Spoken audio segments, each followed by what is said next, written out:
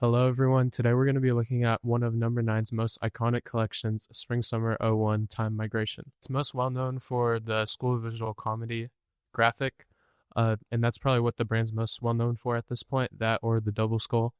But other than that, it also introduced the skull motif and the skeleton motifs that would be present in many future collections, and also just overall changed the storytelling and tone of the brand. A lot of people know about this collection, but other than like more diehard Number 9 fans, they don't know like the context or references that are in this collection, and as well as how high quality and considered these early Number 9 clothes were.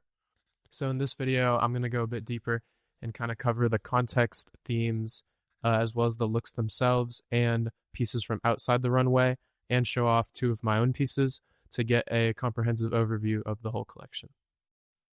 Context and themes.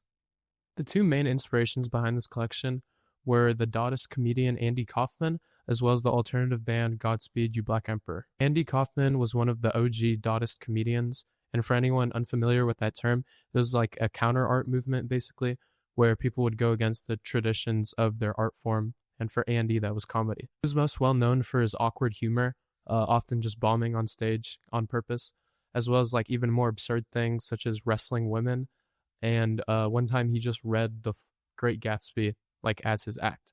It was more performance art, if anything, and no one really knew when he was in or out of character. Think like Dax Flame or Dan Henschel, like that's the modern day equivalent, if anyone knows who that is. Anyways, Miyashita was introduced to them by one of his friends who gave him the CD to the theme song of Man on the Moon, which was a biopic starring Jim Carrey depicting the life of Andy Kaufman.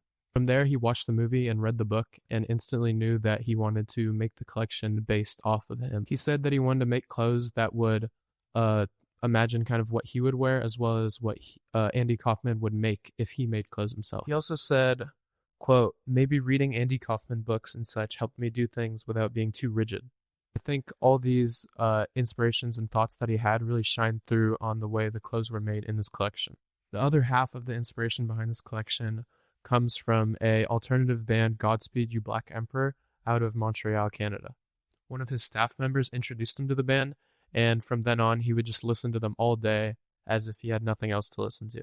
He would later see them live in New York, and that just solidified his love for the band, as he loved like the dark atmosphere as well as the community that they had at the show. He loved how the band members, after their performance, would come and talk to all the people in the audience, and he felt that they were people who made something special, but they never acted like they were like super celebrities or anything like that.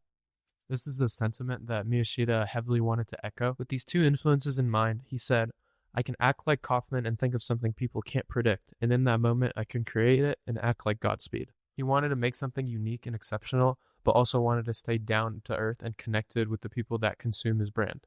This sentiment has really carried throughout his whole career, as part of the reason he shut down the label when it was at like peak popularity was because he felt disconnected and he felt it was getting too commercial in general. These two inspirations would converge in this collection, showing the juxtaposition of Andy's goofy comedy with the dark atmosphere of Godspeed. Models would walk slowly with their backs hunched and faces down, wearing dark clothes, but the clothes themselves would have many Kaufman references and be untraditional and almost comedical. Miyashita has always found beauty in the contrast, stating how he always found immense beauty in sadness, and also saying how he can never stay serious in serious moments. It's good to explain why he would want to combine these two elements and express a really contrasting show.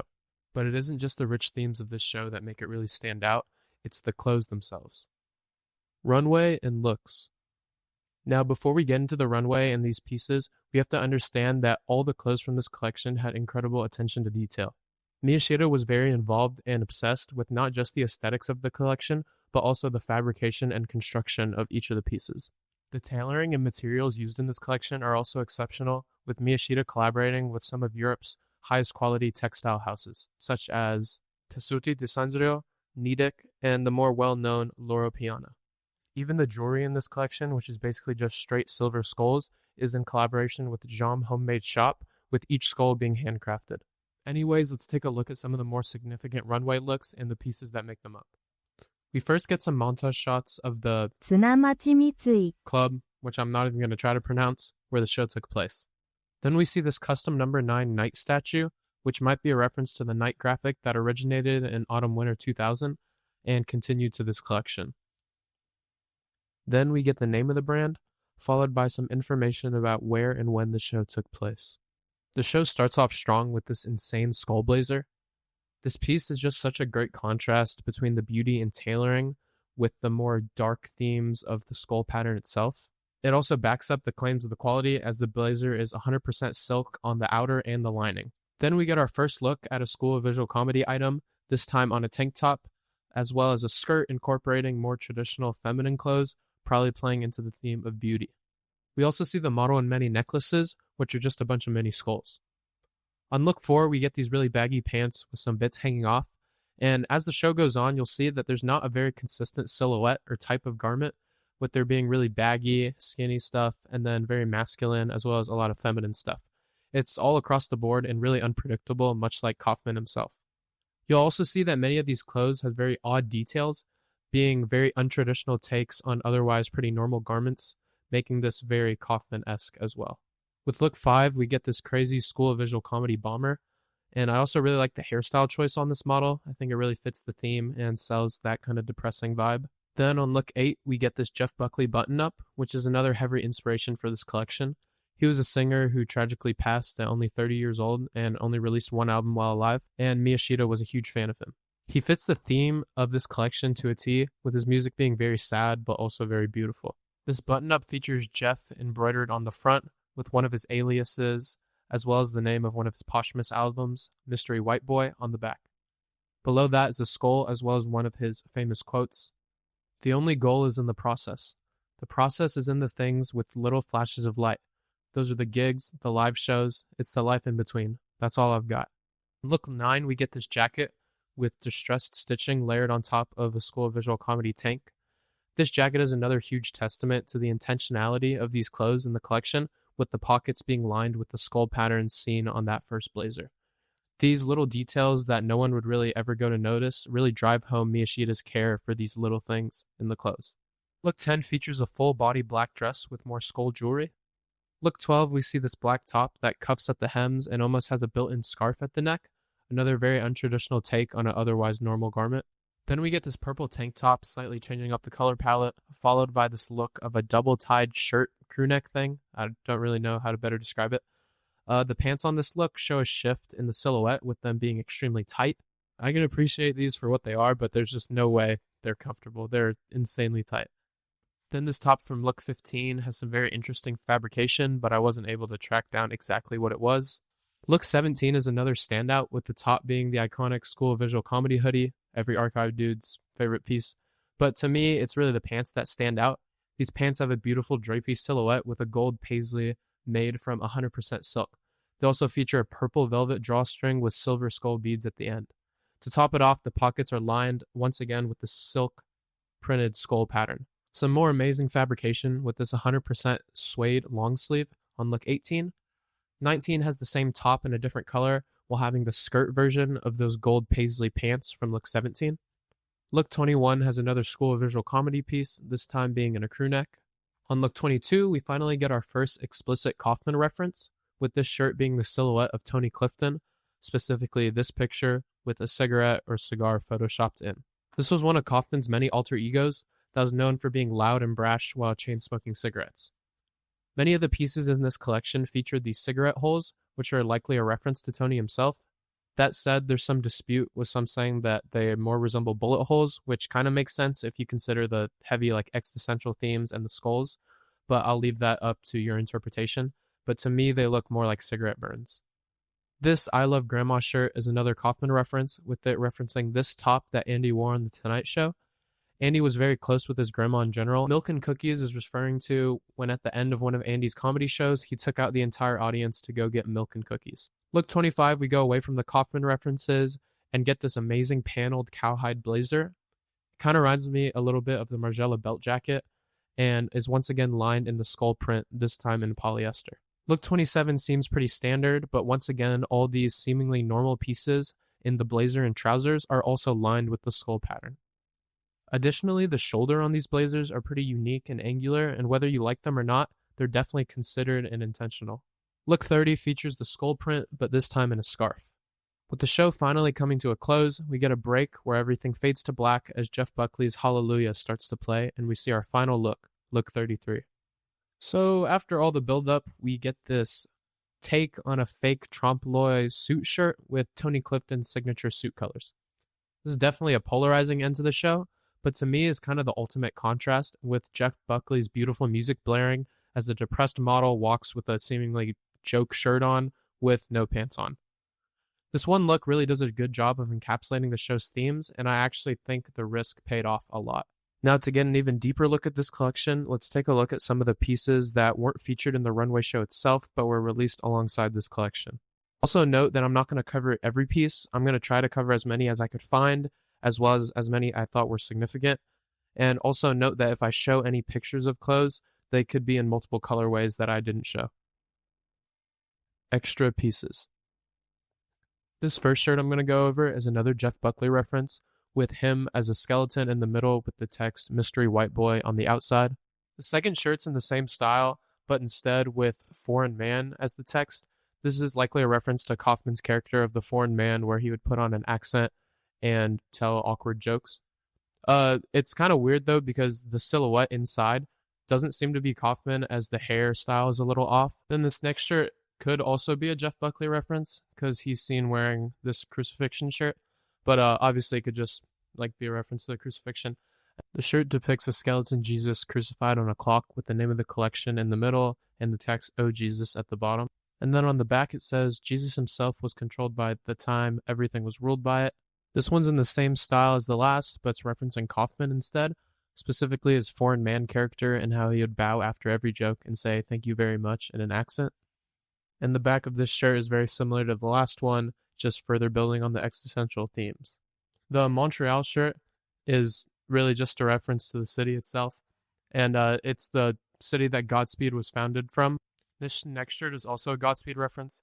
This is a rip on a record label called Cranky, which is the record label that Godspeed was signed to at the time. Also, the reason he changed it from Cranky to Kooky was probably to talk about Kaufman, as he called him an oddball himself. Couldn't find any explicit reference to the cigarette shirt, but the pocket was a very common place to hold cigarettes, and it was part of the reason that the pocket tee got popular in the first place. It also fits in with the motif of smoking, as we see the cigarette holes throughout the collection. The set of graphics that were featured on multiple pieces from the collection were designed by Giovanni Esteves. He was part of the original Supreme team and collaborated with Miyashita often, starting in autumn-winter 2000. The graphics were put on shirts, hoodies, sweatshirts, and tanks. Now, this is a series of 9 shirts that have the initials of rock stars that Miyashita was a fan of. Top left one is for Jimi Hendrix with the American flag, as he was a huge American icon at the time. Down one from that is David Bowie with the spider, likely referencing his Glass Spider tour. Down one from that is Lou Reed, who was the guitarist for the Velvet Underground, with the banana being a reference to their self-titled album. One down from that is John Lennon with, his glasses. Down one from that is Pete Townshend, frontman of The Who, with a British flag, as they're a prominent British band and often incorporated the Union Jack in their imagery. Then is Patti Smith with what I think is a Bible. I can't actually make out the words on it, but this is likely referring to her childhood as a Jehovah's Witness. Then is Kurt Cobain with his iconic Converse. Down from that is Neil Young, and the horse is for his band Neil Young and the Crazy Horses. And then finally is Bob Dylan from the Beatles with his harmonica. Next, I'm going to move on to the anniversary shirts. So there were 2 shirts from my knowledge around this time celebrating the 4th anniversary of the brand. This first one is a Joy Division shirt, which is it has the graphic from their Unknown Pleasures album, and it has 4 in Roman numerals woven throughout, and that is for the 4th anniversary. This other one is a John Lennon reference, specifically when he said the quote, "I would like to say thank you on behalf of our group and ourselves, and I hope we've passed the audition." This quote is very significant, as it was the last thing said at the Beatles' rooftop concert, which was their last ever concert. I also think this quote really fits the theme of this collection and embodies why Miyashita related with John Lennon so much, as it has him joking with a dry sense of humor in an otherwise serious time, furthering the juxtaposition of sadness and comedy. Additionally, on the back, there's 4 candles for the 4th anniversary, and then there's also a date there. I'm not really sure what that date is. It could be the explicit date that the brand was founded, but I couldn't find any info on that. These next two shirts are staff t-shirts, so these were given to staff at the event. One of them has a picture of Kaufman, and the other one has a picture of Tony Clifton, and they have staff printed on the back with the location and date that the runway show took place. Both of these t-shirts were printed on anvil blanks, so they're not going to be to the same quality standard as the rest of the collection. Try on and description. So I only own 2 pieces from this collection, one of which is this Tony Clifton t-shirt. There are my stats in the top left corner, and this shirt is a size 3. The early number 9 fit pretty tight. Here you can see the cigarette holes that I was talking about. Then you also see these 2 holes under the armpit, which are probably just for sweating. This is just another cool little detail that most clothes won't have. The second piece is this night crew neck, which is a size 4. The fit's pretty untraditional and definitely an acquired taste, but I feel like if you have the right body type, you can make it work. And once again, we get those cigarette holes. You can see the black contrast stitching as well as the heavily cuffed hems.